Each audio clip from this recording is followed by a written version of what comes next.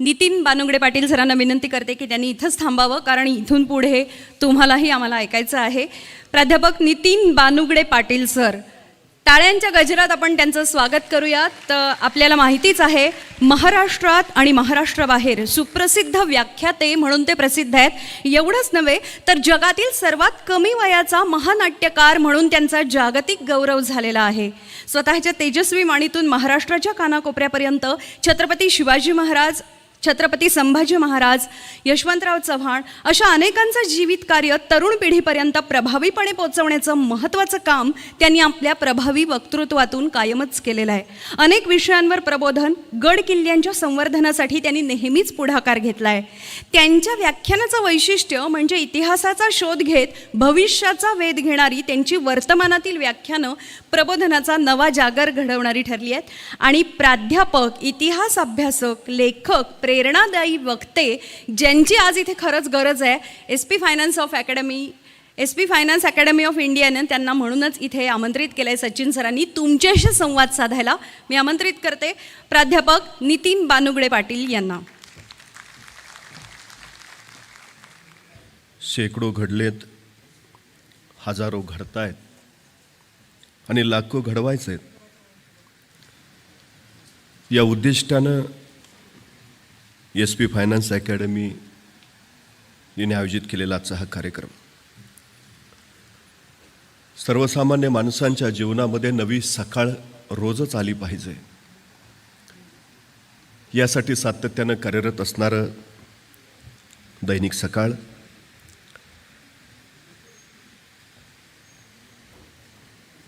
आणि सकाळी सकाळी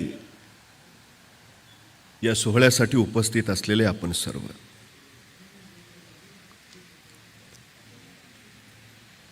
मी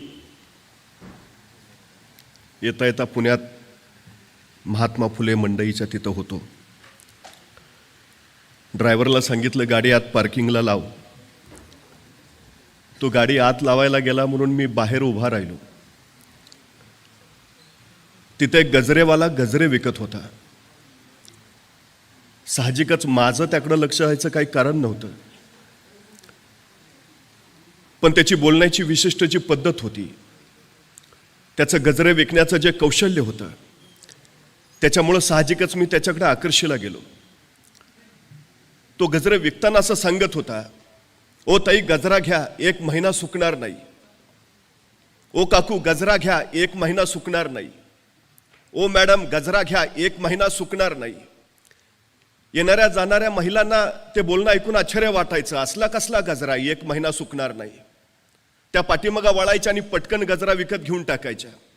15 मिनिटात त्याची पाठी रिकामी झाली. मला मोठं कौतुक वाटलं आणि आश्चर्यही वाटलं. त्याची शैलीच वैशिष्ट्यपूर्ण होती. ओ ताई गजरा घ्या, 1 महिना सुकणार नाही. तेवढ्यात एक मॅडम तिथून समोरून जात होत्या. त्या गजरेवाल्यानं त्या मॅडमकडे बघून सांगितलं, मॅडम गजरा घ्या, 1 महिना सुकणार नाही. त्या मॅडम पाठीमागं वळाल्या आणि त्याला म्हणाल्या, गेल्या महिन्याचा अजून तसाच आहे.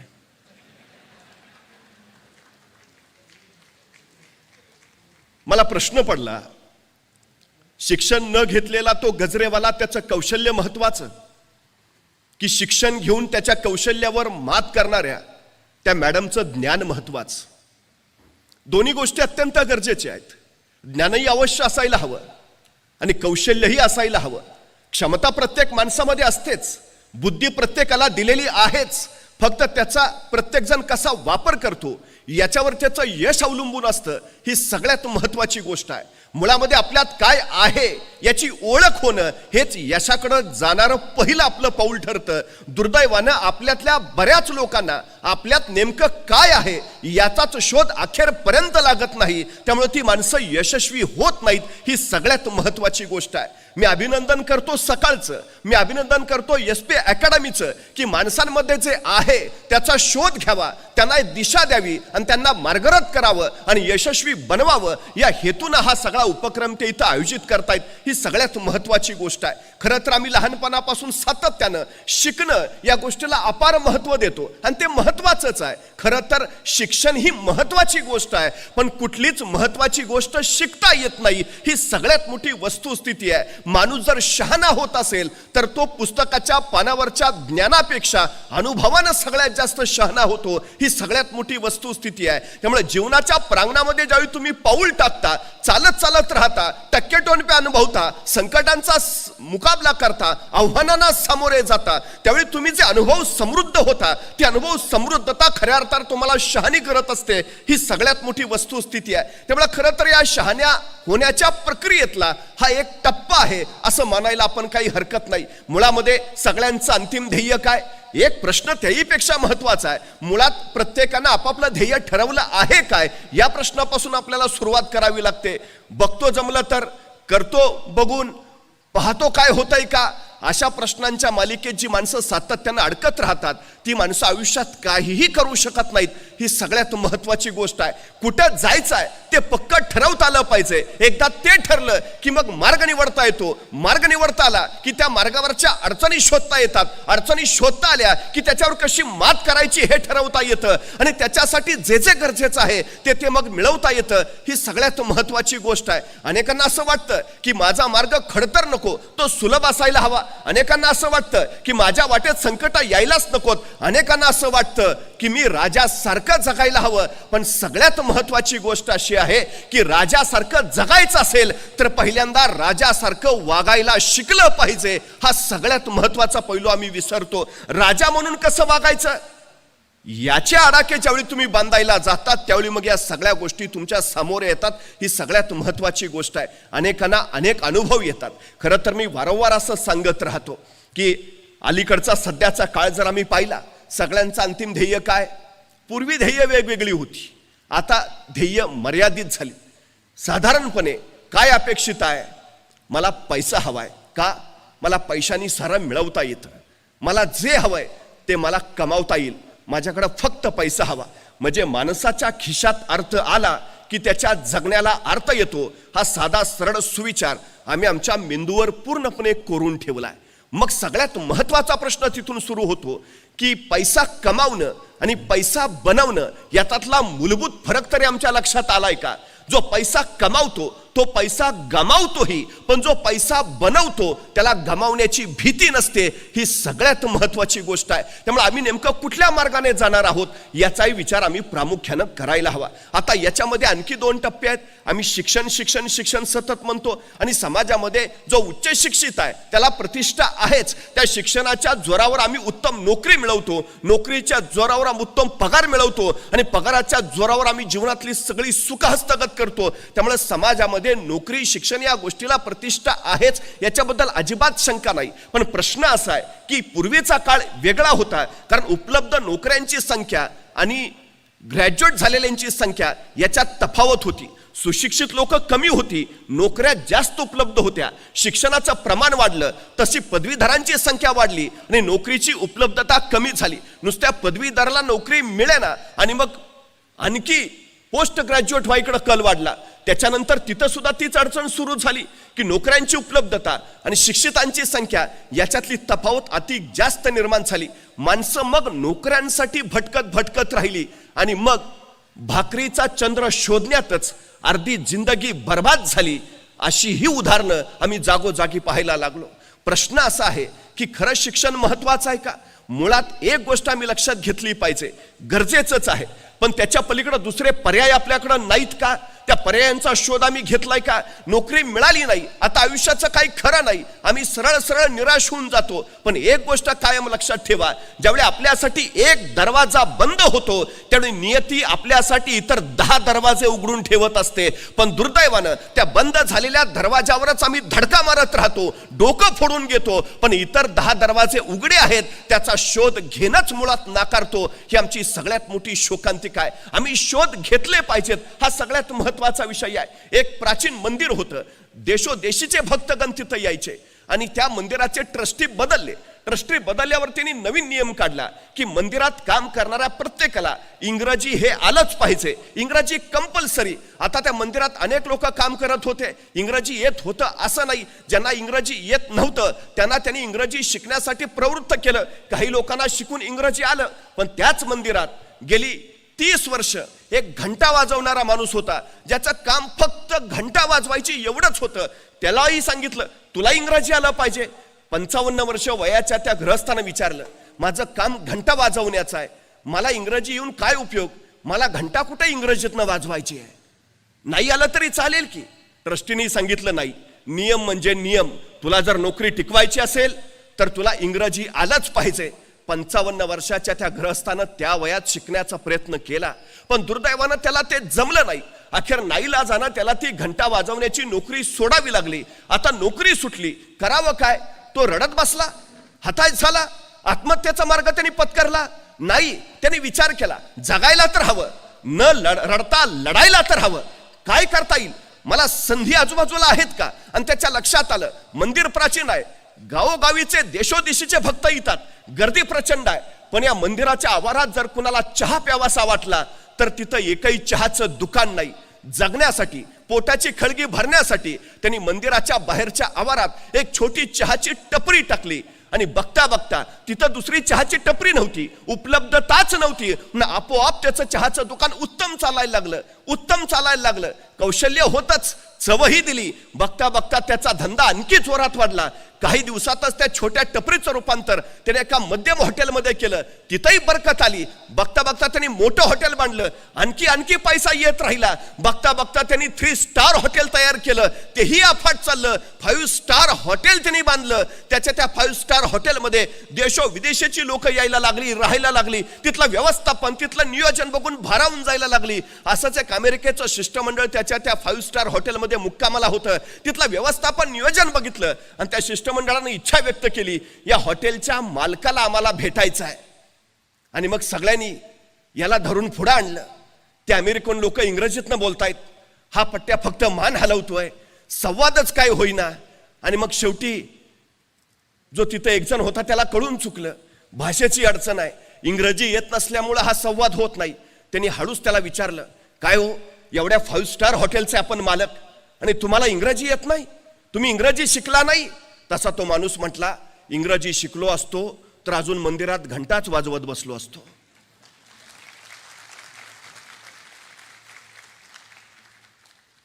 संकट आली म्हणून तर मार्ग वेगळा शोधला ना, अडचणी उभा राहिल्या म्हणून तर नवी वाट काढली ना, एक दरवाजा बंद झाला म्हणून इतर दारांचा शोध घेतला ना. आम्ही रडत का बसतो, न्यूनगंड का मनात ठेवतो? अनेक लोकांना सगळ्यात मोठा न्यूनगंड आहे, जगाच्या बाजारपेठेत टिकायचं असेल इंग्रजी आलं पाहिजे. का? संवाद कोणत्याही भाषेतनं साधता येऊ शकतो, भावना कुठल्याही कृतीतनं व्यक्त करता येऊ शकतात. आम्ही मनामध्ये हे न्यूनगंड ठेवलेत ना, ते पहिल्यांदा काढायला हवेत. सगळ्यात मोठी गोष्ट आहे. मला कौतुक या उपक्रमाचं यासाठी आहे. नोकरी नोकरी नोकरी याच्या पलीकडे काही नाही, अफाट जग आहे सगळं. तुम्ही व्यवसायात यशस्वी होऊ शकता, तुम्ही उद्योगात यशस्वी होऊ शकता. पण अडचण काय आहे? आमच्याकडे पहिल्यापासून एक नियम घालून दिलाय, उत्तम नोकरी, मध्यम व्यापार आणि कनिष्ठ शेती. उद्योगाचा यात संबंधच नाही, तो करूच नये, ते आपलं कामच नाही. मराठी माणसाला व्यापार जमत नाही, मराठी माणूस उद्योगात यशस्वी होत नाही, या मानसिकतेखाली आम्ही सतत दबतो आहोत. 350 वर्षापूर्वी छत्रपती शिवाजी महाराजांची जहाज युरोप, इराण, तुर्कस्तानला, मस्कतला व्यापार करायला जायची. मराठी माणूस व्यापार करत होता, मराठी माणूस उद्योगात होता, मराठी माणूस व्यवसायामध्ये होता. आम्ही ते विसरलो. आमची अडचण काय झाली आहे? आम्ही निवांत राहायला शिकलो आहे, आम्ही आराम करायला शिकलो आहे. सरकारी नोकरीचं बरं असतं, एकदा चिकटलं की डायरेक्ट रिटायरमेंटच, आधेमध्ये कटकट नाही. 11 ते 5 काम, ठरलेला पगार, निवृत्तीनंतर पेन्शन आणि पोराला आपल्याच जागेवर चिटकवायचं, विषय मिटला, आयुष्य सेट. आम्ही संकुचित मनोवृत्तीनं जगत राहतो. अधिक काही मिळवावं, अधिक काही करावं, ही अधिकची भावना आमच्यात नाही. ही आमची सगळ्यात मोठी अडचण आहे. हा सगळ्यात मोठा विषय आमच्यात आहे. आणि त्याच्याही पेक्षा जर वेगळं काय करायचं झालं तर आमचे आसपासचेच लोक सांगतात, जमणार आहे का, होणार आहे का, त्याचं काय झालं माहित नाही का. मी पहिली गोष्ट सांगतो, ही नकारात्मकता पेरणाऱ्यांच्या कोशातनं पहिल्यांदा स्वतःला बाजूला करा. SP अकॅडमीत या, इथं सगळे सकारात्मक ऊर्जा पेरणारी लोक आहेत, तुमचा उत्साह वाढवणारी लोक आहेत, तुम्हाला प्रोत्साहन देणारी लोक आहेत. हे सगळ्यात महत्वाचं आहे. माणसं यशापेक्षा अपयशाचीच भीती जास्त घालतात कुठल्याही नव्या क्षेत्रात उतरायचं झालं तर. आमची सगळ्यात मोठी अडचण आहे. एक जण दुःखी होता, निराश होता, सतत संकट, सतत अडचणी, सतत प्रश्न. एका साधूकडे गेला, मला म्हटलं सुखाचा मंत्र द्या हो, सुखाचा काहीतरी मार्ग सांगा. रोज कटकटी, रोज प्रश्न, रोज समस्या, रोज अडचणी, काही ना काही आहेच. साधू म्हटले, तुला मी सुखाचा मंत्र देतो, फक्त माझं छोटंसं काम करायचं. म्हणे काय? म्हणे शेजारी माझे सगळे उंट ओळीनं बांधलेत, आज रात्रीचा या उंटांना पहारा दे. ज्या क्षणी सगळे उंट झोपलेले तुला दिसतील किंवा बसलेले दिसतील त्या क्षणी तू माझ्याकडे ये, मी तुला सुखाचा मंत्र देतो. त्याला म्हटलं एवढं सोपं काम, तयार आहे. तो लगेच त्या उंटाकडे गेला, रात्रभर पहारा द्यायला लागला. त्याला वाटलं की काही काही लोक 10ला झोपतात, काही 11ला, काही 12ला, पण 1 वाजेपर्यंत सगळे गाढ होतीलच ना. तास 2 तास थांबावं लागेल. पण 9 वाजले, 10 वाजले, 11 वाजले, 12 वाजले, उंट जागेच. नंतर त्याच्या असं लक्षात आलं, एक बसला की दुसरा उठून उभा राहायचा. आता हा बसेल म्हणून वाट बघावी, तो बसला तोपर्यंत तिसरा उठून उभा राहायचा. आता तिसरा थोड्या वेळात बसेल, तो बसला तोपर्यंत चौथा. अख्खी रात्र त्यातच गेली. सकाळी साधू त्याच्याकडे गेला, काय रे तू आला नाही सुखाचा मंत्र मागायला? अहो म्हटलं, तुम्ही काय सांगितलेलं? ज्या क्षणी हे सगळे उंट एका वेळी बसतील किंवा झोपतील त्यावेळी माझ्याकडे ये. रात्रभर थकून गेलो, टक्का जागा आहे, अशी वेळच आली नाही की ज्या क्षणी सगळे उंट बसलेत किंवा झोपलेत, एक बसला की दुसरा उठतोच आहे. साधूंनी सांगितलं, बाळा आयुष्याचं नेमकं असंच आहे. एक संकट संपलं की दुसरं आपोआप उठून उभा राहत असतं. ही मालिका अखंडपणे चालू असते. सुखाचा मंत्र म्हणजे नेमकं काय? या संकटावर मात करत विजयाची वरमाला स्वतःच्या गळ्यात घालून घेणं आणि नव्या आव्हानाचा मुकाबला करण्यासाठी पुन्हा स्वतःला सज्ज करणं, ही प्रक्रिया जी आहे ना, ती खऱ्या अर्थानं जिवंतपणाचं लक्षण आहे. आणि हेच तर सगळ्यात मोठं यश आहे. हा सगळ्यात मोठा भाग आहे. संकट येतच राहणार आहेत. संकटांची भीती बाळगून तू जर पाऊलच पुढे टाकायचं नाही ठरवलं तर तुझ्या हातून आयुष्यात काही होणार नाही. ही सगळ्यात अडचणीची गोष्ट आहे. एकाला सांगितलं 3 किलोमीटर जायचं आहे, रात्रीचा तेवढा प्रवास कर आणि उजेडासाठी हा कंदील घे. त्यांनी कंदील हातात घेतला. दुसऱ्या दिवशी सकाळी आला तर तो कंदील घेतलेला माणूस आहे तिथंच. अरे काय झालं, तू गेला नाहीस का? म्हटला, जाऊ कसा? ह्या कंदिलाचा प्रकाश फक्त पावलापुरताच पडतोय, अंतर तर 3 किलोमीटर गाठायचं आहे. तो म्हटला, वेड्या माणसा, पाऊल तर उचल, प्रकाश तुझ्या बरोबर आपोआप येत राहील. आमची अडचण काय आहे, आम्ही पाऊलच उचलत नाही. मग एवढासा प्रकाश आहे, कसा पुरायचा, मला तर सड. अरे तू का काळजी करतो? प्रश्न साधे साधे असतात, आम्ही त्यात स्वतःला इतकं अडकून ठेवतो. समस्या छोटी का मोठी हे समस्या ठरवत नाही, ते आपण ठरवत असतो. तुमची मानसिकता काय आहे त्याच्याकडे पाहण्याची, तुमची दृष्टी काय आहे त्याच्याकडे पाहण्याची, तुमची दृष्टी ठरवत असते. समस्या प्रत्येक छोटीच असते, आम्ही तिला मोठं करून पाहत असतो. चुटकी सरशी सुटली की छोटी आणि सुटली नाही की मोठी, नाही, समस्या ठरवतच नाही. थॉमस लिप्टन तुम्हाला माहिती असेल, चहाच्या व्यवसायामध्ये उतरला. धंद्यात प्रचंड नुकसान झालं, पण त्यांनी ठरवलं उतरलोय ना, सोडणार नाही. एका मोठ्या जहाजामध्ये त्यांनी सगळे चहाचे बॉक्स त्याचे भरले आणि व्यापाराला दुसऱ्या देशी जायचं म्हणून निघाला. जाता जाता समुद्रात प्रचंड मोठं वादळ झालं, जहाज भरकटलं. आता बुडतं की काय अशी अवस्था निर्माण झाली. तेव्हा जहाजाच्या कॅप्टननी सांगितलं, जहाजात जे जड सगळं आहे ते जड सामान पटकन उचलून समुद्रात फेकून द्या, नाहीतर आपण बुडलोच. तेवढा एकच मार्ग आहे वाचण्याचा. या थॉमस लिप्टन पुढे प्रश्न पडला, एकतर नवीन चहाचा व्यवसाय टाकलाय, त्यात एकतर धंद्यात आधीच खोटी झालीये, आणि आता हा बाबा म्हणतोय सगळा माल उचलून समुद्रात टाका, म्हणजे मेलोच. दुसरा कुणी असता तर माल टाकायच्या रीतीनं स्वतःला समुद्रात बुडवून घेतला असतं. उपयोग काय आहे आता? पण त्यांनी त्या संकटात सुद्धा संधी शोधली. बॉक्स फेकावेच लागणार आहेत जीव वाचवायचा असेल तर. पण त्या चहाच्या बॉक्सवर, प्रत्येक बॉक्सवर तिनं लिप्टनचा चहा प्या, ताजा लिप्टनचा चहा प्या असं लिहायचं आणि तो बॉक्स समुद्रात टाकायचा. त्याला खात्री होती उसळणाऱ्या समुद्राच्या लाटांवर हे चहाचे बॉक्स तरंगत तरंगत अनेक देशांच्या किनाऱ्यावर पोहोचतील आणि अनेक देशांना माझ्या चहाची ओळख होईल. अनेक देशांमध्ये माझा चहा पोचेल. हे संकटच मला उद्याची संधी निर्माण करून देईल. आणि ते खरं झालं. वादळ शमलं. त्यांचं जहाज लंडनच्या किनाऱ्यावर लागलं. थॉमस लिप्टन किनाऱ्यावर उतरला आणि त्यावेळी त्यांनी पाहिलं लंडनच्या त्या किनाऱ्यावरची लोक लिप्टन चहा पित होते. त्यानंतर मात्र लिप्टननं मागं वळून पाहिलं नाही. संकट संधी देतात. आम्ही काय करतो? संकटांना कारण समजतो, सबबी. भयानक अडचण आहे आमची. का कारण देतो आम्ही? मला प्रश्न पडतो. नाही, आमची परिस्थितीच नव्हती हो, शिक्षणच घेता आलं नाही हो, जातो म्हटलेलं मुंबईला जाऊच दिलं नाही हो. अफाट कारणं असतात. मी वारंवार सांगतो, संकटांचं संधीत रूपांतर करता यायला हवं. तुम्ही गरीब आहे ना, अरे उत्तम. ही तुम्हाला श्रीमंत होण्यासाठी मिळालेली सर्वोत्तम देणगी आहे, सर्वोत्तम संधी आहे. लोक म्हणतात ना जरा मंद आहे, बुद्धी कमी आहे. अरे उत्तम, विद्वान व्हायला मिळालेली ही तुम्हाला सगळ्यात मोठी संधी आहे. यश कुणाला सगळ्यात जास्त मिळतं? जे श्रीमंत आहेत त्यांना नाही, जे गरीब आहेत त्यांना. कारण गरिबांना श्रीमंत व्हायची संधी असते आणि श्रीमंतांना सबबी सांगण्याची संधी मिळते, गरज नसते. मी श्रीमंत असतो तर मग मी SP अकॅडमीला लगेच प्रवेश घेतला असता. वेडायस. ज्या अवस्थेत तू आहेस ना, ज्या परिस्थितीत तू आहेस, त्या परिस्थितीतनं वर काढायला तुला हीच उत्तम संधी आहे. संकटांना संधी का नाही मानत आम्ही? सगळ्यात महत्वाचा विषय आहे. शत्रू आले.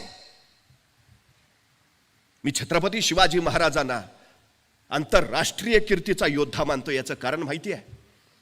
आपल्या 50 वर्षाच्या कालखंडात शिवाजी महाराजांवर अनेक शत्रू चालून आले, पण त्यातले फक्त 2च भारतीय होते. मी आंतरराष्ट्रीय का म्हणतो त्यांना? फक्त 2 भारतीय होते. एक मिर्झा जयसिंग आणि दुसरा अफजल खान. हे फक्त 2 भारतीय. उर्वरित सगळे भारताबाहेरचे होते, परकीय होते, परदेशी होते. आणि महाराजांनी त्या सगळ्या परकीयांचा विरोध केला, सगळ्यांचा पराभव केला. म्हणून जगात त्यांच्या तोडीचा दुसरा योद्धा नाही. जगातल्या सर्वोत्तम योद्ध्यांचा शिवाजी महाराजांनी पराभव केला आहे. पण ज्यावेळी महाराजांच्या लक्षात आलं हे इंग्रज असतील, पोर्तुगीज असतील, डच असतील, हे समुद्रावरनं हल्ला करतायत. जमिनीवर जन्माला आलेला हा राजा पाण्यावर युद्ध खेळायची महत्वाकांक्षा राखून राहिला. समुद्र आमचा, पण त्या समुद्रात जहाज उतरवायचं झालं तर पोर्तुगीजांची परवानगी लागते. कसं सहन करतील महाराज? हा देश आमचा, मग इथं उद्योग ही आमचेच हवेत, व्यापार ही आमचाच हवा. आम्ही का नाही विचार करत? हा माझ्या महाराष्ट्रात इथं येणारा माल कुठून येतो? तो कोण निर्माण करतो? माझ्या पोरांच्यात क्षमता नाही, माझ्या पोरांच्यात कौशल्य नाही, की माझ्या पोरांच्यात बुद्धी सामर्थ्य नाही? परक्याने व्यापारी म्हणून यावं आणि राज्यकर्ते बनावं अशी अवस्था वारंवार का येते? कारण आम्ही फक्त चाकरमानी म्हणून घ्यायला धन्यता मानतो. नोकरी हा आमचा धर्म बनतो. स्वतंत्र काही करावं, नवं काही निर्माण करावं ही जाणीव आमच्यात निर्माण होत नाही. याचा फायदा इतर घेतात, ही सगळ्यात मोठी गोष्ट आहे. रिकाम्या जागा आहेत म्हणून ते येतात. ह्या रिकाम्या जागा जर आम्ही भरून टाकल्या तर अडचण काय आहे? समुद्रावर युद्धाची ज्यावेळी वेळ आली त्यावेळी महाराजांनी स्वतःचा आरमार बनवला. कधी भारतीय नौदलात गेला तर नौदलाच्या प्रवेशद्वारावरच लिहिलंय भारतीय आरमाराचे जनक छत्रपती शिवाजी महाराज. जहाज ती कुठून आणणार? इंग्रजांकडनं विकत घ्यावी लागली. पण इंग्रजांनी उद्या ती देणं बंद केलं तर? जी माणसं स्वतःच्या पायावर उभा असतात त्यांना कोसळण्याचा धोका नसतो. जी माणसं दुसऱ्याच्या खांद्यावर उभा असतात त्यांना सगळ्यात जास्त ढासळण्याचा धोका असतो. उभा राहायचा आहे ना तर स्वतःच्या पायावर उभा राहा, नोकरी करतो, उद्या काढून टाकलं तर, परवा कोरोनासारखी आणखी परिस्थिती आली तर, नोकरी करणं म्हणजे दुसऱ्याच्या पायावर उभा राहणं, स्वतःच्या नव्हे. स्वतःच्या पायावर उभा राहायचं असेल तर स्वतःचा उद्योग करावाच लागेल, स्वतः व्यवसायात स्वतः उतरावं लागेल. हे सगळ्यात महत्वाचं आहे. महाराजांनी तेच ओळखलं. कल्याणला जहाज बांधायचा स्वतःचा कारखाना काढला. मराठ्यांची जहाज दर्यात फिरू लागली, पण अडचणी यायला लागल्या. अवजड तोफा घेऊन ज्यावेळी जहाज समुद्रात जायची, त्या जहाजाच्या वर त्या तोफा ठेवलेल्या असायच्या आणि त्या तोफांच्या ओझ्याने जहाज डचमळायचं. तोफेचा गोळा पुढे सुटला की दाब मागा पडायचा, जहाज पाण्यात बुडायचं. सबब नेम चुकायचा. महाराजांनी विचार केला, काहीतरी केलं पाहिजे. समुद्रातलं, जहाजातलं, आरमारातलं काही ज्ञान नाही, तरीही महाराज विचार करतायत, काही केलं पाहिजे. आणि महाराजांनी एके दिवशी विचार केला. विचार करून महाराज कल्याणच्या कारखान्यात गेले. तिथल्या कामगारांना जवळ बोलावलं आणि सांगितलं, मी सांगतो तसं जहाज तयार करा, मी सांगतो तसं. आणि महाराजांनी सांगितलं असं असं असं, आणि तसं तसं जहाज तयार केलं. तत्कालीन काळात पाण्यात अत्यंत जलद गतीनं पडणार, किती ओझं ठेवलं तरी पाण्यात न डचमळणार, तोफेचा गोळा पुढे सुटला, दाब मागा पडला तरी पाण्यात न बुडणार, असं विलक्षण जहाज महाराजांनी निर्माण केलं. महाराजांनी या जहाजाचं नाव ठेवलं संगमिरी. ज्या इंग्रजांकडनं जहाजं विकत घ्यावी लागायची, त्या इंग्रजांनी महाराजांना पत्र पाठवलं, तुम्ही तयार केलेलं जहाज आम्हाला विकत देता का? आम्ही इतरांकडनं का विकत घेतो? आम्ही का विकणारे होत नाही? आम्ही इतरांकडे नोकऱ्या मागणारे का होतो? आम्ही का नोकऱ्या देणारे होत नाही? आमची स्वप्न किती आहेत. काही माणसं पैशाची गुंतवणूक करतात. पैशाची गुंतवणूक कधीच करायची नसते.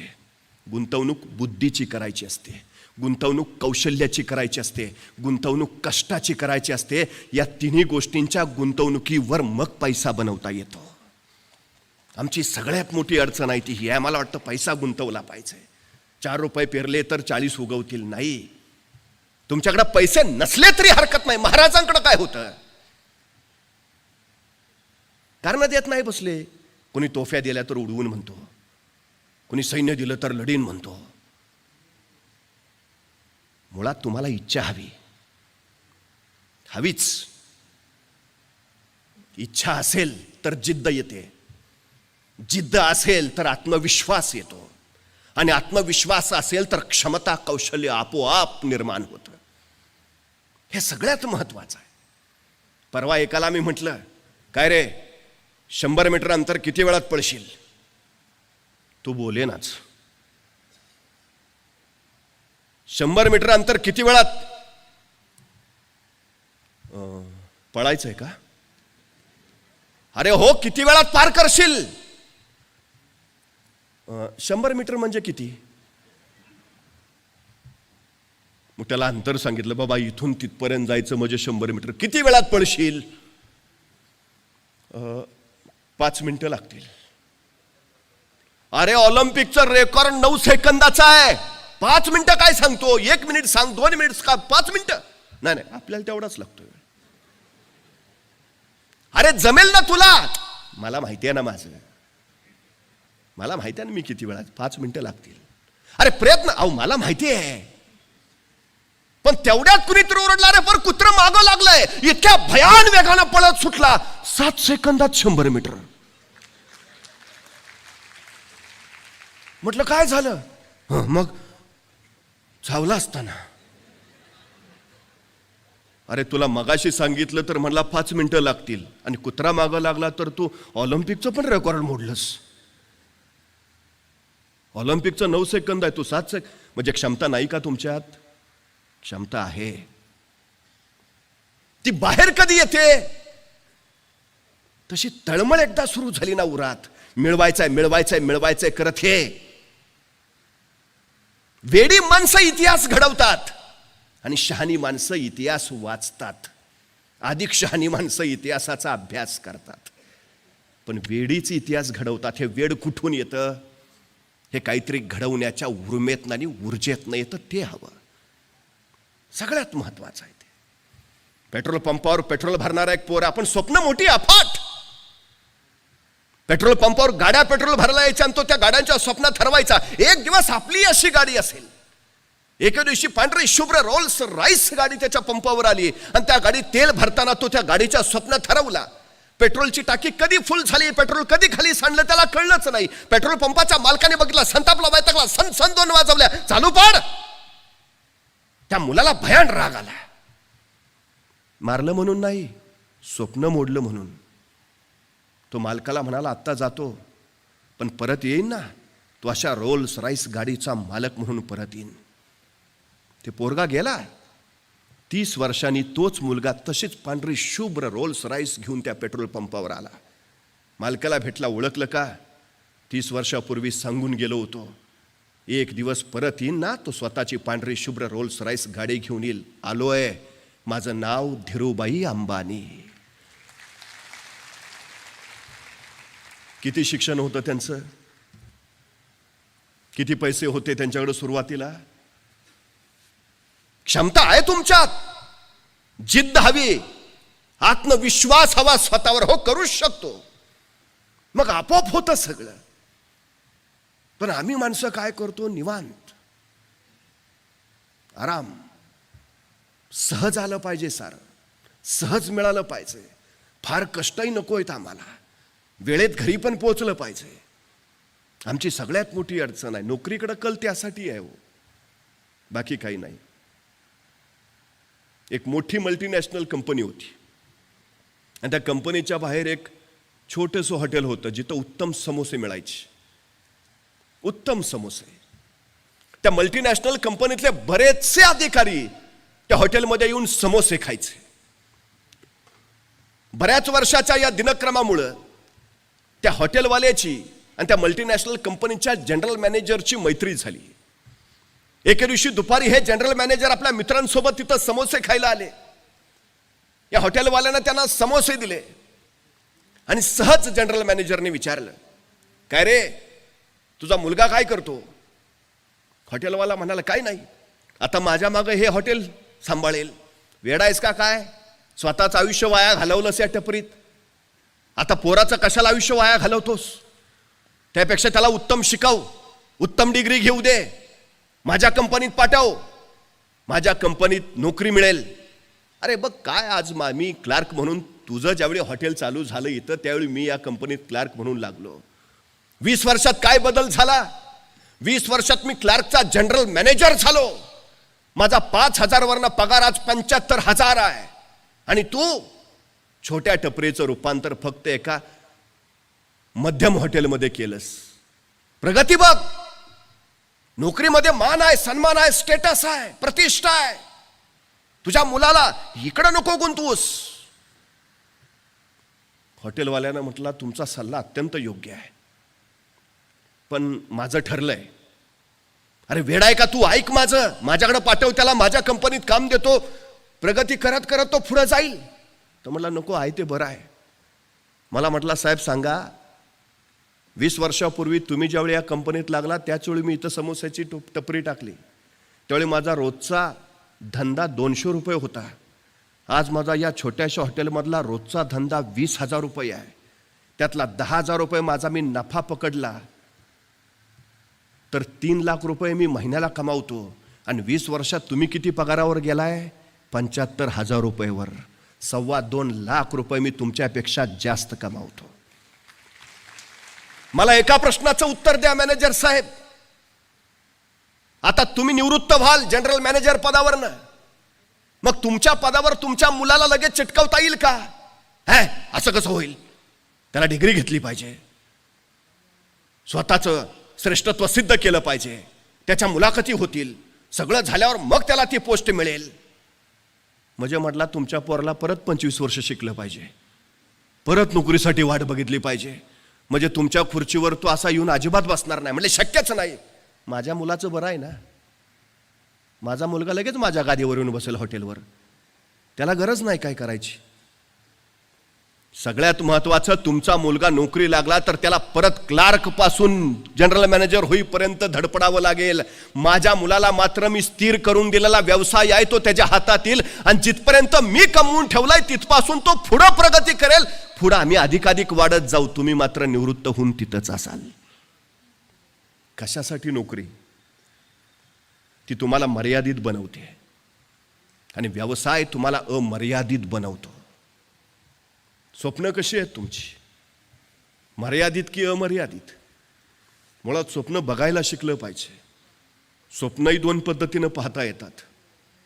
एक डोळे झाकून आणि दुसरी डोळे उघडे टाकून. मिटलेल्या डोळ्यांनी बघितलेली स्वप्न सकाळ झाली की मिटून जातात, आणि उघड्या डोळ्यांनी पाहिलेली स्वप्न सत्यात आल्याशिवाय राहत नाहीत. ही सगळ्यात मोठी गोष्ट आहे. स्वप्न बघायलाच हवीत, आणि ती जेवढी मोठी पाहाल तेवढी उत्तम. हे सगळ्यात चांगलं आहे. कष्ट तिथून करायला हवेत. फक्त थोडीशी एक सगळ्यात महत्वाची गोष्ट आहे. आपल्याला असं वाटतं असंच की काय सोपं आहे, अडचण नाही. व्यवसायात म्हणजे काय? पहिला प्रश्न आमच्याकडे असा असतो की व्यवसाय सुरू करायचा तर भांडवल पाहिजे, कर्जाची सुविधा उपलब्ध पाहिजे, कागदपत्रांची किचकट प्रक्रिया आहे, आणि त्याच्यानंतर पुढचे प्रश्न, मग मार्केटिंग, मग बाकीच्या गोष्टी. आम्ही यात सगळ्यात यशस्वी होतो का? मग त्याच्यापेक्षा अशी काही पद्धत आहे का की जिथं आम्हाला आमचे हेतूही साध्य करता येतील, जिथं आम्हाला उद्योजक पण होता येईल, स्वतःच्या पायावर उभाही राहता येईल? आज मला वाटतं SP फायनान्स अकॅडमीने नेमकं ते तुमच्यासाठी उपलब्ध करून ठेवलंय. कारण कुठलाही व्यवसाय करताना सगळ्यात महत्वाची गोष्ट जर कुठली असेल तर तुम्हाला प्रशिक्षण ही अत्यंत गरजेची गोष्ट आहे. नाहीतर काय काय माणसं व्यवसाय सुरू करतात. 3 मित्र एकत्र आले आणि त्यांनी व्यवसाय सुरू केला. म्हणे आपण रिक्षा चालवू. आता 3 मित्रांनी मिळून रिक्षा घेतली. रिक्षातच 3 बसायचे. पॅसेंजर कुठे बसवणार? म्हणले काय नाही या उपयोग या व्यवसायाचा. असं करू आपण, आपल्याला टायरचा पंक्चर काढता येतो, आपण टायर पंक्चर काढायचं दुकान टाकू. ह्या 3 मिळून दुकान टाकलं. कुठं? 3ऱ्या मजल्यावर. उपयोग काय? व्यवसायाच्या 2 पद्धती आहेत. एक नवीन व्यवसायात उतरणे एकीकडं, आणि पिढीजात व्यवसाय सांभाळणारे दुसरीकडं. पिढीजात व्यवसाय सांभाळणाऱ्यांकडे अनुभव समृद्धता असते, त्याच्या 2 पिढ्या त्यातच असतात. पण नव व्यावसायिक जे होऊ इच्छितात, नव्यानं व्यवसायात उतरू इच्छितात, त्यांच्या मग हा अनुभव नसतो. अनुभव नसेल तर तुम्हाला सगळ्यात महत्वाचं आहे प्रशिक्षण. त्या प्रशिक्षणाच्या शिवाय तुम्ही यशस्वी होऊ शकत नाही. ही सगळ्यात महत्वाची गोष्ट आहे. हा सगळ्यात महत्वाचा मुद्दा आहे. त्यामुळे हे प्रशिक्षण अत्यंत गरजेचं. संधी कुठं आहेत, कुठला व्यवसाय निवडावा, कुठला करावा, दूरदृष्टी ती सगळ्यात मोठी आहे. आमची अडचण काय, मला आठवतं मी ज्यावेळी महाविद्यालयीन काळात होतो त्यावेळी आमच्याकडं प्रत्येक हुशार मुलाला विचारलं काय होणार आहे?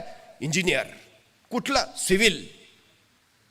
पडत गल्लोगल्ली इतके इंजिनियर झाले की ह्यांचीच घरं ह्यांना बांधावी लागली. काळ असतो, लाट येते, आणि त्या लाटेबरोबर आम्ही वाहत जातो. पण असे कुठले व्यवसाय आहेत ज्यांना मरणच नाही, जे अत्यंत गरजेचे आहेत?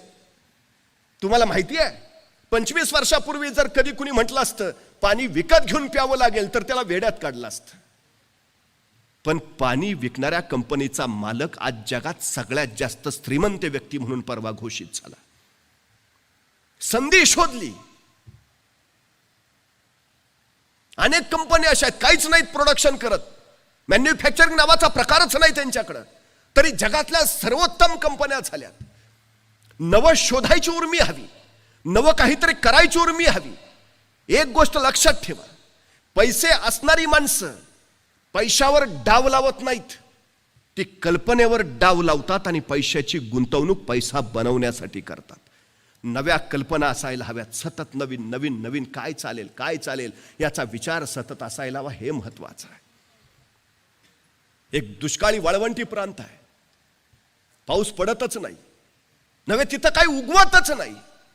मग त्या लोकांनी करावं काय? आत्महत्या. शेतात काही पिकत नाही, पाऊस पडत नाही, काहीच नाही.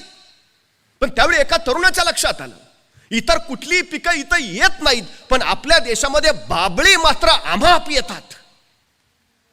बाबळी आहेत ना, बाबळीपासून काय मिळवता येईल? काटे, पिवळी फुलं. त्याच्या लक्षात आलं बाबळीला डिंक येतो, डिंकाची गरज आहे. आणि त्या तरुणानं स्वतःचा व्यवसाय सुरू केला. तुम्हाला आश्चर्य वाटेल, सुदान नावाचा आता छोटासा देश संपूर्ण जगाला डिंक पुरवतो आणि स्वतःची अर्थव्यवस्था निव्वळ त्या डिंकावर मजबूत करून घेतो. तुमच्याकडे काय आहे याचा आधी विचार करा. तुमच्याकडे जे नाही त्याच्या विचारात उगाच वेळ खर्चच करू नका. ही सगळ्यात महत्वाची गोष्ट आहे. आम्ही कमतरतांवर जास्त विचार करतो, पण जी माणसं कमतरतांना बलस्थानं बनवतात ती माणसं यशस्वी होतात. ही सगळ्यात महत्वाची गोष्ट आहे. तुम्हाला उत्तम बोलता येतं ना, तुम्ही उत्तम मार्केटिंग करू शकता. एखादी गोष्ट लोकांच्या गळी उतरवता येते ना, तुम्ही उत्तम व्यवसाय करू शकता. एखादं कौशल्य तुमच्यात आहे ना, तुम्ही नवं काहीतरी निर्माण करू शकता. स्वतःत काय आहे याचा शोध घेणं ही सगळ्यात महत्वाची गोष्ट आहे.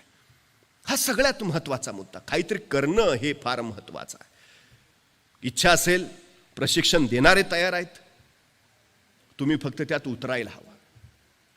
मी वारंवार सातत्यानं सांगतो, एका ठिकाणी लिलाव चालला होता. वेगवेगळ्या वस्तू त्या लिलावात विकल्या जात होत्या. बोली लावणाऱ्यानं त्या लिलावाच्या वस्तूतनं एक कळकट मळकट झालेलं व्हायोलिन उचललं आणि त्यांनी बोली लावली. या व्हायोलिनची किंमत आहे 1000 रुपये. बोला कोण बोली लावणार? त्या कळकट मळकट व्हायोलिनकडे बघितल्यावर कुणी बोलीच लावेना. शेवटी किंमत उतरत उतरत त्याची 100 रुपयावर आली. 100 रुपयाला तरी कुणी ते व्हायोलिन घेईल, पण कुणी ते 100 रुपयालाही घेतलं नाही. बोली लावणाऱ्यानं ते व्हायोलिन बाजूला ठेवून दिलं. पण तेवढ्यात एक वृद्ध गृहस्थ उठला. तो त्या बोली लावणाऱ्याच्या जवळ आला. त्याला म्हणाला, हे व्हायोलिन मी थोडा वेळ हातात घेऊ का? त्या बोली लावणाऱ्यानं म्हटलं, ठीक आहे घ्या. त्या वृद्धानं ते व्हायोलिन हातात घेतलं, स्वतःच्या खिशातला रुमाल काढला, ते कळकट मळकट झालेलं व्हायोलिन स्वच्छपणे पुसून घेतलं आणि त्याच्यानंतर त्या व्हायोलिनची प्रत्येक तार त्यांनी सुरांशी जोडून घेतली. आणि नंतर ते व्हायोलिन त्यांनी स्वतःच्या हनुवटीखाली घेतलं आणि त्या व्हायोलिनच्या तारांवर अलगद तो त्या सुरावटींशी खेळू लागला. आणि साऱ्या आसमंताला भारावून टाकणार एक सुऱ्या लखेर त्या वातावरणात उमटली. ती व्हायोलिन फिरत राहिलं आणि सुरांची बरसात होत राहिली. सगळी माणसं मंत्रमुग्ध पूर्ण भारावून गेली. क्षणभर ते सगळं वातावरणच वेगळ्या पवित्र अशा वातावरणात बदलून गेलं. काही वेळानंतर त्या वृद्धानं ते हातातलं व्हायोलिन खाली ठेवलं आणि तोच तो बोली लावणारा पुढे आला. आता हे व्हायोलिन कितीला घ्याल? आणि एक धनाढ्य उठला, 1,00,000 रुपये. तोपर्यंत दुसरा उठला, 2,00,000 रुपये. तोपर्यंत तिसरा उठला, 10,00,000 रुपये. 100 रुपयाला कुणी घ्यायला तयार नसलं ते व्हायोलिन क्षणात 10,00,000 रुपयाला विकलं गेलं. आपल्या आयुष्याचं ही नेमकं असं असतं. तुम्ही त्या व्हायोलिन सारखे जर एखाद्या कोपऱ्यात रिकाम टेकडेपणानं पडून राहिला तर तुमची किंमत 0 असते. पण स्वतःच्या कर्तृत्वाच्या तारा झंकारीत तुम्ही स्वतःच्या कष्टानं जर यशाच्या तारा निर्माण करत राहिला तर त्याला मात्र अमाप किंमत येते. त्यामुळे काय करू म्हणून निवांत राहू नका. काय करता येईल म्हणून फक्त विचार करत बसू नका. रिकाम टेकडेपणानं आयुष्य तर अजिबात वाया घालवू नका. काहीतरी करत राहा, सतत करत राहा. तुम्हाला त्या संधी देण्यासाठी, शक्यता देण्यासाठी इथं सगळी माणसं तयार आहेत. आज सकाळ आणि SP अकॅडमीनं हा सगळा प्रपंच मांडलाय तो निव्वळ त्यासाठी.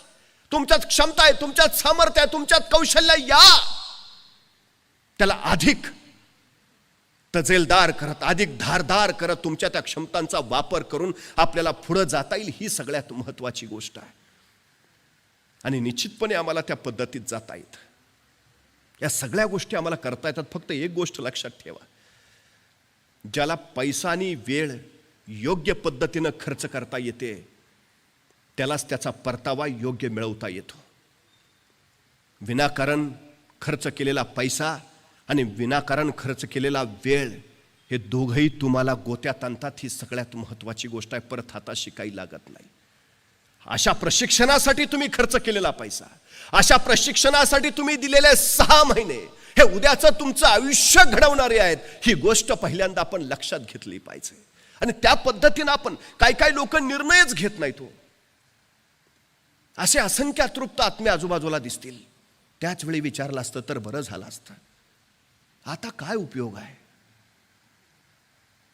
त्याच वेळी निर्णय घेतला असतं तर बरं झालं असतं. 25 वर्षांनी सांगून काय उपयोग आहे? वेळ एकदाच येते, क्षण एकदाच येतो. तो अचूक पकडता आला की यश मिळवता येतं. मग तो क्रिकेटपटू असू द्या नाहीतर अभिनेता असू द्या, टायमिंगला फार महत्व आहे. टायमिंग चुकलं की क्रिकेटपटूचा शॉट चुकतो आणि टायमिंग चुकलं की अभिनेतेचा विनोदी हुकतो. आयुष्याचं नेमकं तसं आहे. टायमिंग पकडता आलं पाहिजे. ही वेळ आहे नवं काहीतरी निर्माण करायची, नवं काहीतरी निर्माण करून दाखवायची. त्यासाठी योग्य ते मार्गदर्शन घ्यायची, योग्य ते प्रशिक्षण घ्यायचे आणि पुढे जायची. ही सगळ्यात महत्वाची गोष्ट आहे. आता काही लोकांना असंही वाटतं, हा ते बघितलं आम्ही SP अकॅडमीचं, हा ते रिअल इस्टेटमध्ये काम करतायत, बँकिंगमध्ये काम करतायत, विम्यामध्ये काम करतायत, मग त्यांचं असं म्हणणं आहे, मग ते आम्हाला असं जावं लागेल, लोकांना भेटावं लागेल, आता हे असलं आम्ही करायचं का? मग घरी कळकटलेलं मळकटलेलं व्हायोलिन म्हणून बस, 100 रुपयाला घेतील. तुला 100 रुपये ही तुझी किंमत ठरवायची आहे का 10 लाख रुपये बनवायची आहे, हे तुझ्या हातात आहे ना. एक गोष्ट पहिल्यांदा लक्षात ठेवा, कुठलंही काम कधीच कमीपणाचं नसतं. जी माणसं कामाची लाज बाळगतात, यशही त्यांच्याजवळ यायला सतत लाजत राहतं, ते कधीच जवळ येत नाही. सगळ्यात महत्वाची गोष्ट आहे. मोठी माणसं काय करत होती हो तुम्हाला माहिती आहे? पुणे जिल्ह्यातल्या खेड तालुक्यातल्या कोथळे गावचा शिवाजी गायकवाड नावाचा पोरगा, नोकरीनिमित्त वडील रामोजीराव गायकवाड, आई जिजाबाई बेंगलोरला स्थायिक झाले. परिस्थिती अत्यंत हलाखीची होती. हवालदार असलेले रामोजी, त्यांच्या पगारात घरचं भागत नव्हतं, 4 अपत्य, सगळा कसा तरी तोंडात घास पुडण्यापुरता कारभार चालत राहायचा. आईचं निधन झालं आणि हा शिवाजी कोलमडून पडला. आपल्या 4 अपत्यांना सांभाळताना वडिलांची कोण कसरत होते हे त्याच्या लक्षात आलं. आता आपणच काहीतरी केलं पाहिजे. या धडपडीनं तो काहीतरी करायला प्रवृत्त झाला. म्हैसूर मशिनरी या दुकानात त्यांनी काम पत्करलं. प्रसंगी तांदळाच्या गोण्या सुद्धा त्यांनी पाठीवरनं नेल्या. अफाट कष्ट घेतले. जगण्यासाठीचा जो काही संघर्ष होता तो सतत करत राहिला. अभिनयाचा गुण अंगात होता पण संधी नव्हती. जगणं महत्वाचं आहे. आवडे गप्प बसू देईना. पोटाची कळगी भरता भरता त्याने बेंगलोर परिवहन सेवेची परीक्षा दिली आणि त्यात तो पासही झाला. बस कंडक्टर म्हणून काम करायला लागला. पण मुळात जे आत होतं, आतली जी महत्वाकांक्षा होती, आतलं जे ध्येय होतं ते त्याला गप्प बसूच देत नव्हतं. तिकीट काढता काढता ज्या वेगानं तो तिकीट द्यायचा आणि ज्या नजाकतीनं तो पैसे लोकांच्या हातावर ठेवायचा, ते बघून लोक भारावून जायची. वाह! बेंगलोर परिवहन सेवेच्या हजारो बस असताना सुद्धा माणसं बस स्टॉपवर वाट बघत बसायची. शिवाजी गायकवाड कंडक्टर असलेली बस आली की मग त्यात बस. गर्दी त्याच्या बसला. आणि अशाच एका बसमध्ये बालचंदर नावाचा एक दिग्दर्शक बसला होता. या शिवाजी गायकवाडची नजाकत त्याने बघितली. या शिवाजी गायकवाडचं विद्युल्लतेच्या वेगानं चालणारा चपळपणा त्याने अनुभवला आणि आपला पहिला चित्रपट त्यांनी या बस कंडक्टरला देऊ केला. शिवाजी गायकवाड नावाच्या युवकानं हा बालचंदरचा पहिला चित्रपट केला आणि हा पहिलाच चित्रपट राष्ट्रीय पुरस्कार प्राप्त ठरला. नंतर मात्र या शिवाजी गायकवाडनं मागं वळून बघितलं नाही. पुणे जिल्ह्यातल्या खेड तालुक्यातल्या कोथळे गावचा हा शिवाजी गायकवाड जवळपास आपलं अलौकिक कर्तृत्व गाजवत चित्रपटसृष्टीत रजनीकांत नावानं पुढे प्रसिद्ध झाला. बसून राहिला असता, गरीबी आहे काय करू शकतो, रडत बसला असता, कसा रजनीकांत झाला असता. तांदळाची गोणी पाठीवर घेताना त्यांनी स्वतःला लाज नाही मानली. म्हैसूर मशिनरीमध्ये काम करता त्यांनी लाज नाही मानली. ध्येयाचं विस्मरण नाही होऊ दिलं. काय व्हायचंय तो झाला. तुमचं ठरलंय ना करोडपती व्हायचंय, तुमचं ठरलंय ना, ध्येयाच्या दिशेनं वाटचाल करत राहा. मी चंद्रावर जाणार, जा बिंदास्त, पण उडी मारून नाही जाता येत. टप्पे आहेत. काय करावं लागेल? अंतर काढावं लागेल, मार्ग निर्माण करावा लागेल. त्यासाठी पहिल्यांदा तिथपर्यंत नेणारं यान बनवावं लागेल. ते यान बनवण्यासाठी पैशाची जुळवाजुळव करावी लागेल. ती जुळवाजुळव करण्यासाठी तुला वेगळ्या उत्पन्नाचे स्रोत तयार करावे लागतील. ते करण्यासाठी तुला आणखी काहीतरी वेगळं करावं लागेल. म्हणजे एखादं ध्येय ठरवलं तर त्याचे हे टप्पे आहेत, ह्या टप्प्यांनीच जावं लागेल. तुम्हाला हे टप्पे SP अकॅडमी निर्माण करून देते. चंद्रावरच जायचं आहे, करोडपती व्हायचं आहे, अब्जोपती, स्वप्न पुरीच करायची आहेत. हे टप्पे फार महत्वाचे आहेत. कष्ट करावंच लागेल. यशाला शॉर्टकट नसतो. आणि एकदा यशाची वाट सुरू झाली की त्याला यू टर्न सुद्धा नसतो. ही सगळ्यात महत्वाची गोष्ट आहे. सुरुवात तर करा, चालायला तर लागा, अडचण काय आहे. पण जे कराल ते सर्वोत्तम करा, जे कराल ते सर्वोत्कृष्ट करा. अहो त्यातही प्रचंड मोठेपण आहे. तुम्ही काय करता याला महत्व नाही, तुम्ही कसं करता याला फार महत्व आहे. झोकून द्यावं लागतं, स्वतःला गाडून घ्यावं लागतं. 35 वर्ष अव्याहतपणे शिवाजी महाराज रयतेच्या राज्यासाठी झटत राहिले, तेव्हा लोककल्याणकारी स्वराज्य उभा राहिलं. बुडती हे जन बघून जगद्गुरु तुकोबरायांनी दीर्घ चिंतन केलं. त्यावेळी गाथेचं निर्माण झालं. एडिसननं स्वतःला प्रयोगशाळेत गाडून घेतलं. त्यावेळी जगाला सुकर करणारे अनेक शोध लागले. डार्विननं स्वतःला चिंतनात गुंतवून घेतलं. त्यावेळी उत्क्रांतीवादाचा सिद्धांत मिळाला. सहज कुणालाच कधी काही मिळालं नाही आणि मिळतही नाही. कष्टाची तयारी ठेवावीच लागते, मेहनत करावीच लागते. संधी आणि शक्यता निर्माण होत असतातच संधीचं मेहनतीत रूपांतर करता आलं पाहिजे. आणि मेहनतीवर कष्टाचं फळ मिळतच. पण कष्टाचं फळ मिळाल्यावर एका फळावर संतुष्ट राहायचं का त्या फळाची बीज आणखी कुठं पेरायची आणि त्यातून अपार मिळवत राहायचं, हा विचार तुम्हाला समृद्धीकडे नेतो. हा विचार फार महत्वाचा आहे. यशस्वी व्हालच, पण सर्वोत्तमतेचा ध्यास धरा. काम कुठलं आहे त्याचा विचार अजिबात करू नका. ही सगळ्यात महत्वाची गोष्ट आहे. सगळ्यात. तुम्ही विमा क्षेत्रात काम करा, संधी आहे. तुम्ही इस्टेट क्षेत्रात काम करा, अफाट संधीचे प्रांत आहेत तुमच्यासाठी, अफाट. ते सगळं इथं विस्तृतपणे मगापासून सगळ्यांनी सांगितलंय. फक्त एकच, काही मिळवायचं आहे तर काही द्यावं लागेल, काही कमवायचं आहे तर काही पेरावं लागेल, काही गाठायचं आहे तर स्वतःचं तेवढं योगदान द्यावं लागेल. त्याच्या बळावरच तुम्ही त्या शिखरावर पोहोचू शकता. खरं तर अब्राहम लिंकन यांचे वडील चांभार होते. एका चांभार काम करणाऱ्याचा मुलगा अमेरिकेचा राष्ट्राध्यक्ष झाला. आमची कायम अपेक्षा असते प्रत्येक बापाची, जे माझ्या वाट्याला आलं ते माझ्या मुलाच्या वाट्याला येऊ नये. जे मी करू शकलो नाही ते माझ्या मुलाने केलं पाहिजे. मी त्याला भाड्याच्या घरात घेऊन राहत होतो, माझ्या मुलाचा स्वतःचा बंगला असला पाहिजे. आमची अपेक्षा असते की आम्ही 2 व्हीलरवरनं फिरलो, माझ्या मुलानं 4 चाकीतनं गेलं पाहिजे. प्रत्येक बापाची इच्छा आहे. पिढ्यानपिढ्या ह्या इच्छा वाढत राहतात. पण मला एक सांगा, हे सगळं मिळवण्यासाठी किती वडील आपल्या मुलांना तू टाटा हो, तू बिर्ला हो, तू अंबानी हो असं सांगतात. चुकूनही नाही. आमचे वडील मुलाला सांगतात डॉक्टर हो, इंजिनियर हो, वकील हो, प्राध्यापक हो, काहीच नाही जुळलं तर माझ्या जागेवर तरी चिकट. ही स्वप्न आम्ही मोठी केली पाहिजेत.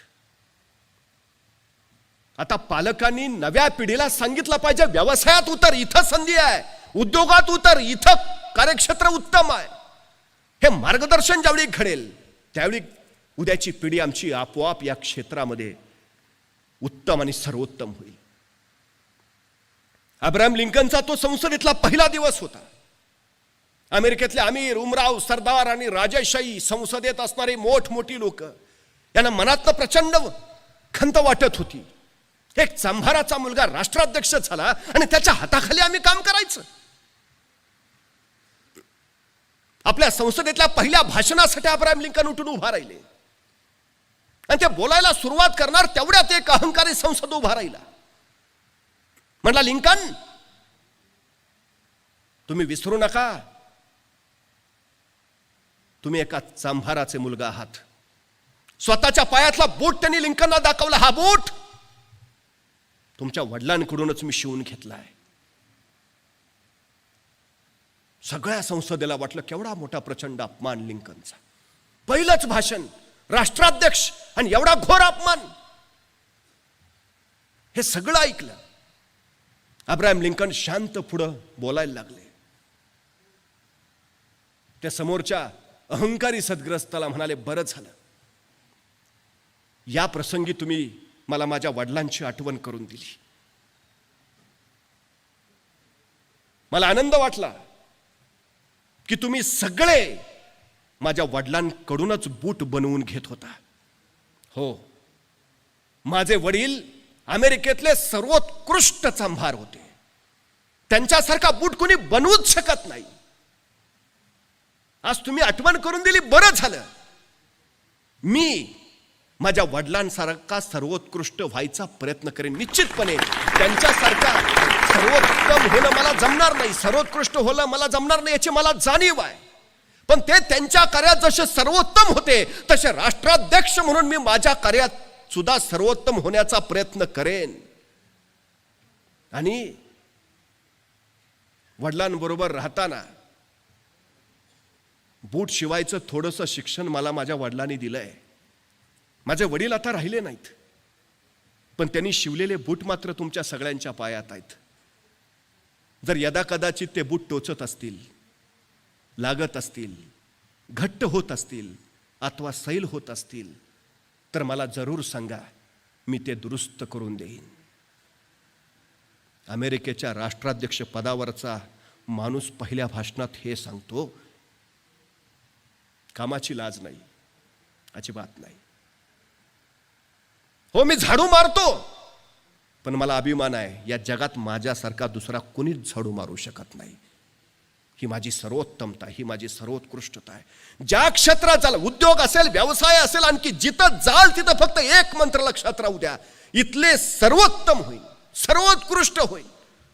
विष्णू शास्त्री चिपळूणकर असं म्हणायचे, मी मराठी भाषेतला शिवाजी आहे. म्हणजे शिवाजी हे फक्त नाव नाही, शिवाजी हे फक्त व्यक्तित्व नाही, तर शिवाजी हे सर्वोच्चतेचं परिमाण आहे. मला काय व्हायचं आहे तर माझ्या क्षेत्रातलं सर्वोत्तम, सर्वोच्च व्हायचं आहे. ही सर्वोच्चता म्हणजे तुमचं सगळ्यात मोठं यश. तुम्ही इथं आला आहात याचा अर्थ तुम्हाला उद्योजक व्हायचं आहे. तुम्ही इथं बसला आहात याचा अर्थ तुम्हाला तुमचं विश्व घडवायचं आहे. याचाच अर्थ तुम्ही तुमचं समृद्ध जीवन घडवण्याच्या पहिल्या टप्प्यावर आला आहात. सकाळ आणि SP अकॅडमी पुढचं मार्गदर्शन करायला सज्ज आहेत. आपण त्याचा लाभ घ्यावा अशी अपेक्षा व्यक्त करतो. आपल्या सगळ्यांची रजा घेतो. धन्यवाद.